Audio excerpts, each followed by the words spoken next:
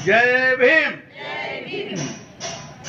गरिबामंदी गरीब घरचा जन्मला एक हिरा. गरिबामंदी गरीब घरचा जन्मला एक हिरा. नाव तयाचं तुला सांगतो ऐकून घे शाहिरा. असा झालाच नाही कुणी, असा होणार नाही कुणी दिनाचा धनी जी जी. असा झालाच नाही कुणी, असा होणार नाही कुणी दिनाचा धनी जी जी. आता पलीकडचं नाही येत. तर तुम्हाला एक कथा सांगतो. कथा अशी आहे, एक वैभव संपन्न राजा होता. तर त्याला असं वाटलं की आपलं वैभव आता हे कोणाला द्यावा. त्याला 4 मुलं होती, 4 सुना होत्या. तर त्याला असं वाटलं की आपण कुठेतरी देश पर्यटनाला गेलं पाहिजे आणि त्याच्यानंतर हा निर्णय घ्यावा. म्हणून त्या राजाने 5 दाणे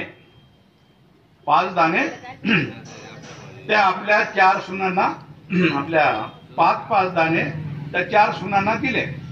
5 दाणे. आता मोठी सून जरा बुजूर होती आणि जरा हेकड होती. तिला काही म्हणजे माणुसकी नव्हती. त्याच्यामुळे तिने ते 5 दाणे घेतले आणि दिले फेकून. 5 दाणे घेतले आणि दिले फेकून. मग दुसरीला 5 दाणे दिले. ते होती अंधश्रद्धाळू. तिला असं वाटलं की कुठे जादू दिदू तर नाही बाप्पा. म्हणून तिने ते तोंडात टाकले, चावचाव केली आणि गिळून टाकले 5ही दाणे. तिसऱ्या सुनेला दिले. तिसऱ्या सुनेने ते 5 दाणे घेतले आणि तिला असं वाटलं की हे एवढे 5 दाणे जे आरती आपल्या सासऱ्याने दिले म्हणजे याच्यात काहीतरी असलं पाहिजे. आणि आपले सासरे, आपले राजेसाहेब तर बाहेर देश पर्यटनाला जाणार आहेत.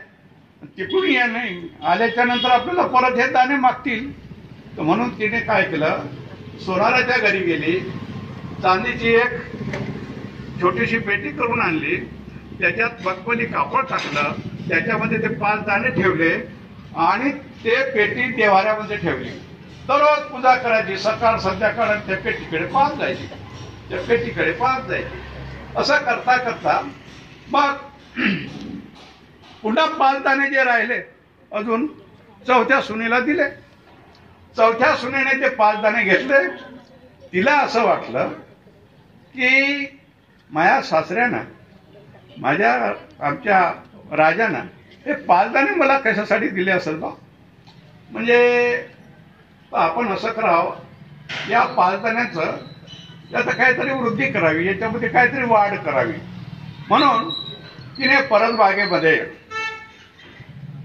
जागा विखुरली, गवत काढलं, पाणी दिलं, खत दिलं आणि ते 5 दाणे 5 ठिकाणी असे रोवले. 5 दाणे 5 ठिकाणी रोवले. त्याचे 5 झाडं झाले. त्या 5 झाडाला 5 कंस लागले. 5 कंसांना तिने सांभाळलं. जेव्हा ते कापणीला आले, 5 कंस कापले, त्याच्यातले दाणे काढले. दाणे काढल्याच्या नंतर ते सांभाळून ठेवले. पुन्हा तिने त्या हंगामाला तर पुन्हा ते जे दाणे आले ते पुन्हा पेरले आणि अशा प्रकारे 4 हंगाम गेले. किती हंगाम? 4 हंगाम. त्या 4 हंगामामध्ये 4 दाण्याचे म्हणजे जे काही दाणे झाले तर तिथं गोदाम भरलं. बाकी तर काही आपल्या शेतामध्ये पेरलेले होते. जेव्हा हा राजा आला, हा म्हातारा आला आणि ते म्हणतात किंवा मी तुम्हाला 5 दाणे दिले होते, की बाई 5 दाणे द्या. ते जी मोठी होती ते घरात गेली, ते 5 दाणे आणले आपले त्याच्यातले ज्वारीतले, हे घ्या म्हणे. दुसरी तिने तसंच केलं. तिसरीने ते पेटी आणून दाखवली. चौथीला म्हणलं बाय 5 दाणे कुठं आहेत? तर म्हणे तुमचे 5 दाणे माझ्या जवळ तर नाही, पण गोदाम मध्ये आहेत आणि शेतामध्ये आहेत, तुम्ही बघून घ्या. तेव्हा याला असं वाटलं, या राजाला, या सासऱ्याला, की ही आपली सून योग्य आहे. म्हणून तिने त्याने त्या लहान सुनेला आपलं वैभव त्यांना दिलं. आता सांगा, हा राजा कोण, 5 दाणे कोण आणि सुना कोण? 5 दाणे म्हणजे पंचशील, 5 दाणे म्हणजे पंचशील, 4 सुना म्हणजे ब्राह्मण, क्षत्रिय, वैश्य आणि बौद्ध. आणि हा सासरा किंवा राजा म्हणजे कोण? तर डॉक्टर बाबासाहेब आंबेडकर. तर डॉक्टर बाबासाहेब आंबेडकरांनी आपल्या या बौद्धांना आपली विरासत दिली उत्तराधिकारी म्हणून. तर ती आपण सांभाळायला पाहिजे, जपायला पाहिजे, आपण एकत्रित राहायला पाहिजे, एकोप्याने राहायला पाहिजे आणि याचं संवर्धन करायला पाहिजे, याचा प्रचार करायला पाहिजे, याचा प्रसार करायला पाहिजे आणि याला दृढ केलं पाहिजे, पक्क केलं पाहिजे. इथंच नाही तर सगळ्या जगामध्ये ते वाढवलं पाहिजे. जय भीम, जय भारत. साधू साधू साधू.